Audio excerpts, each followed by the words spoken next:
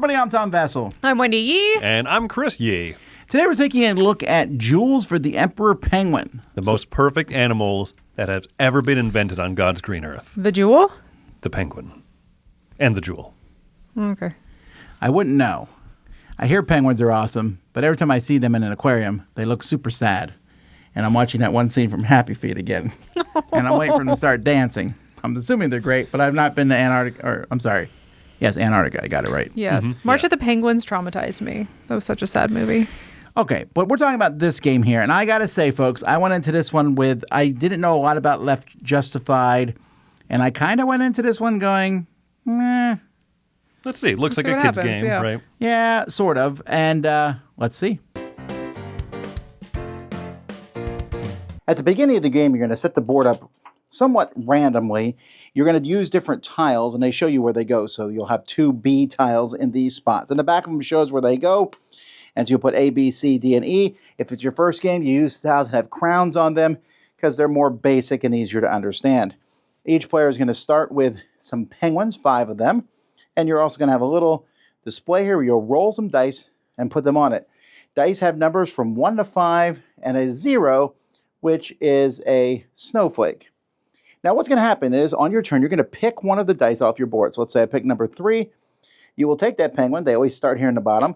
And you will move them 1 space. Later on, if I do 3 again, they can move 1 space. Penguins are going to move from blue to blue space like this. However, they can also slide down a slide and get whatever's on that slide. So there are various gems in the game.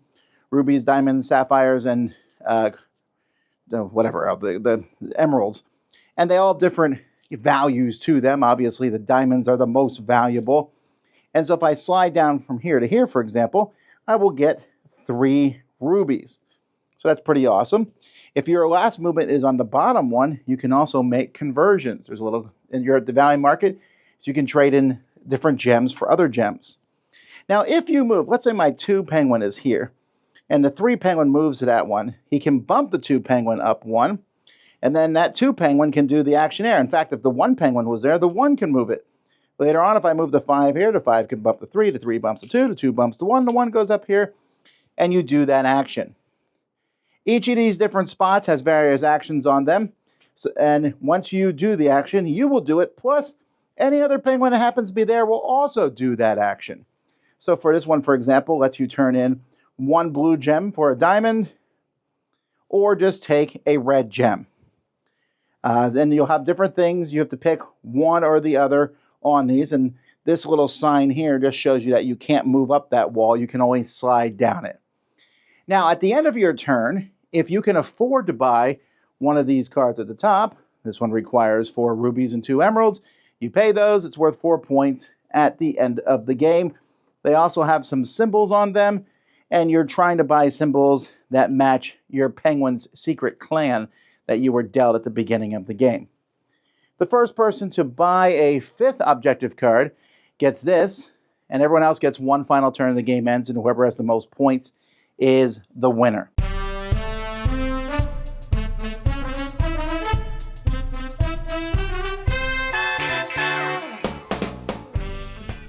Well, obviously, it's not very much if I go in and say, I didn't expect much, and there wasn't anything.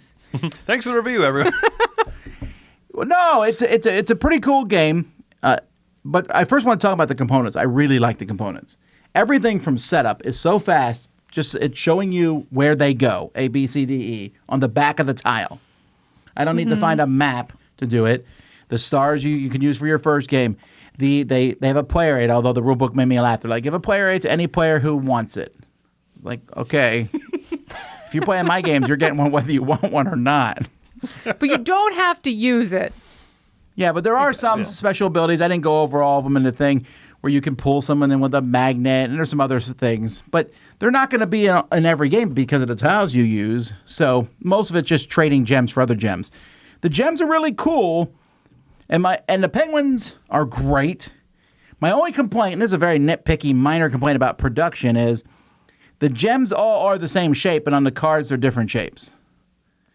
Sure. Now, I guess that's to help you maybe colorblind, but then if that's the case, Well, it's not helping colorblind. It's not helping them because the actual gem isn't that also. And I know that would have been more expensive, but it throws me off every time. I'm like, oh, the green. Oh, no, it just means a green gem. Yeah, I mean, I'm fine with that because it's clearly that physical production would cost more. I still think overall it looks amazing on the table and everything. So. And it's like a high quality cardboard. It's got that very shiny finish too, which I always appreciate. It feels very slick like ice. Well, the penguins are in different Makes shades. recording the overview harder with the light glaring on it. But fair. yes, There is that aspect, not as photogenic. I adore the bumping in this. I mean, that is what makes this game fun, is that you can set up your penguin so that one bumps another penguin, that bumps another penguin, that bumps another penguin, that bumps another penguin, that then slides down the mountain. It's great. it's fun. I was wondering about the initial thing where to like pick one of your 3 dice, and you have 3 dice. You're like, well, I got 2 3s and a 2. I guess I'll move the 3 or the 2. Mm-hmm. But you still have a lot of options. And then the die that you use, you re-roll. And if it's a star, you can move anything. And I didn't find I felt it to be a nice restriction that keeps you from trying to set up amazing moves every single time. Otherwise, you would. You'd always move your 1 first, then your 2, then your 3. And you would just to do a bump circle. them all the way up in the mountain. Right. Yeah, every turn. I've never felt that the game was lost on a die roll, right? You want, like you said, it gives you focus. Okay, I can only move my 2 or 3 penguin this turn. That's fine. They'll still do something good. You re-roll it, you go, oh, awesome. Now I've got a wider spread of things. So it never like, I need to roll this 5, else I shall lose this game. But it gives you enough focus. I think that's a great balance of luck but good strategy still. I also like that the strategy isn't always just go up and hop down. Like that can be a strategy, but also the higher you go, the better the action spaces are. Yeah, you might want to stay up there. Yeah, you might want to stay up, but also sliding down is great rewards. So I just appreciate that every part of the map is useful. It's a good game at teaching the concept of combos. Yeah, there's a lot of these games out there which are trade this for that. Sid Saxon made one way back in the day, and probably the most popular one in recent days is the Century Spice Road, and this one is actually very cool. It reminds me a bit of the middle one of that one, Century Eastern Mountains or something like that. Wonder Mountains, yeah. And I like this one because it's not superbly thinky.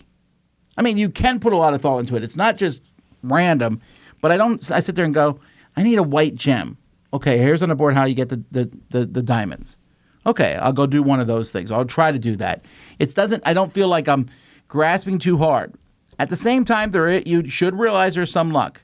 Sometimes the card you're working towards, someone else buys the turn before you're going to. Mm-hmm. And I don't know that the guild thing matters at all that much. I might have left that out of the game. If you're the first one, you grab that extra card, right? No. The guild there's guild symbols on each of the cards, and you have one on the back of your die roll thing. Yeah. And you're trying to buy yours. I can usually afford one. If it's my guild, yay. If it's not, I'm not going to go, well, I'll wait. Oh, yeah. I think that's an okay thing. And it just teaches, because I look at this as like a good family weight game. Mm-hmm. And I think that it can kind of teach younger players, like a lot of other games will have like recipe fulfillment or like particular type of asymmetry. It's okay in here, but it doesn't bog it down for me either. It doesn't feel great when none of yours show up for about 2/3 of the game, though. It doesn't. I see it more as if it's there, I'll work towards it. If not, I'll get what is easy Right, to I'm get. saying I would have cut that.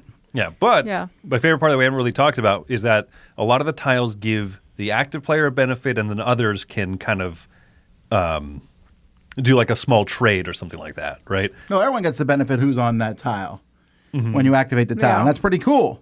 So you want to get up to the top to get those extra things. Yeah, and there's ones that like everyone benefits from, and I think that's a neat concept because we watched our kids sit there and go, "Do I want to trade a red for a green? Absolutely."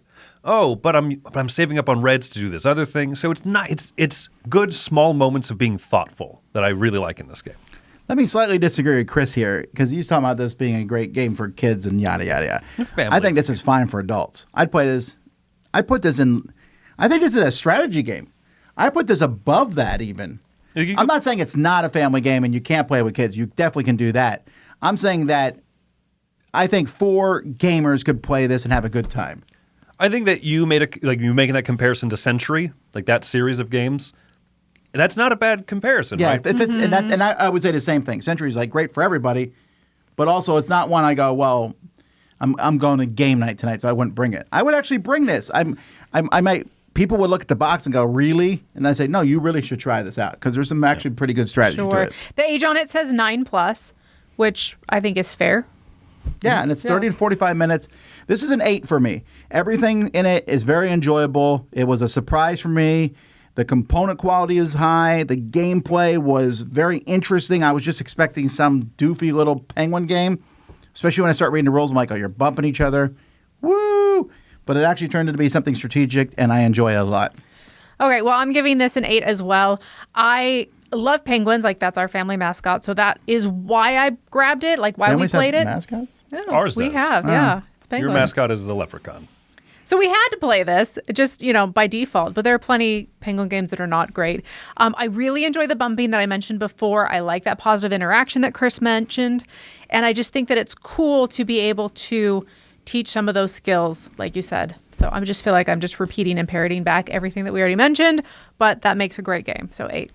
Yeah, I kind of waffle between like a 7.5 or an 8. I'm going with the 8 in part because that production, the approachability of all of this, and the fact that there is the opportunity for making those decisions kind of on other people's turns.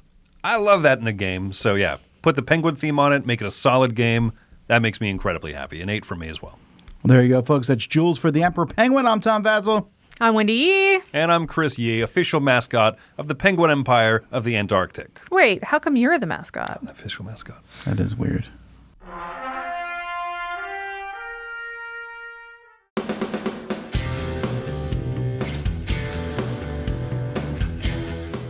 Hey everybody, thanks for watching this video. If you like this review or whatever you just watched, wasn't it amazing? Check out our channel, Dice Tower. We have all kinds of things. We review games, we do top 10s, we play games live. It's all about board games, but especially the people who play them. Check out Dice Tower YouTube channel.